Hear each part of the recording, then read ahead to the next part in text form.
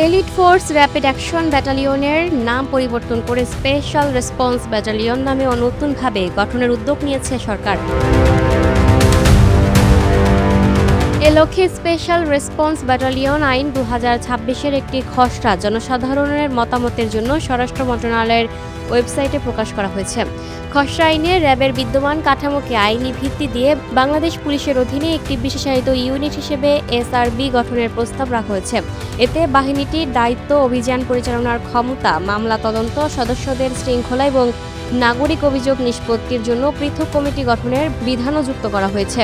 স্বরাষ্ট্র মন্ত্রণালয়ের সূত্র জানিয়েছে, জনমত গ্রহণের পর খসড়াটি সংশ্লিষ্ট মন্ত্রণালয় ও বিভাগের মতামতের ভিত্তিতে চূড়ান্ত করা হবে। এরপর মন্ত্রিসভার অনুমোদন নিয়ে জাতীয় সংসদে উত্থাপন করা হবে। আইনটি কার্যকর হলে র্যাব সংক্রান্ত বিদ্যমান আইনি ভিত্তি বিলুপ্ত হবে, তবে নতুন বিধিমালা প্রণয়ন না হওয়া পর্যন্ত আগের কিছু বিধান বহাল থাকবে। খসড়া অনুযায়ী এসআরবি হবে বাংলাদেশ পুলিশের অধীন এবং বিশেষায়িত ইউনিট। এর নেতৃত্বে থাকবেন অতিরিক্ত আইজিপি পদমর্যাদার একজন মহাপরিচালক। প্রয়োজন অনুযায়ী ব্যাটালিয়ন, কোম্পানি, প্লাটুন ও সেকশন গঠন করা যাবে।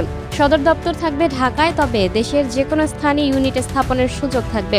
শুধু পুলিশ নয়, অন্যান্য শৃঙ্খলা বাহিনী থেকেও প্রেষণের সদস্য নিয়ে এসআরবি গঠন করা হবে। প্রেষণে নিয়োগের ন্যূনতম মেয়াদ 2 বছর রাখার প্রস্তাব করা হয়েছে। এছাড়া বাহিনীর জন্য সরকার নির্ধারিত পৃথক লোগো, পতাকা ও নির্দিষ্ট পোশাক থাকবে বলেও খসড়া আইনে উল্লেখ করা হয়েছে।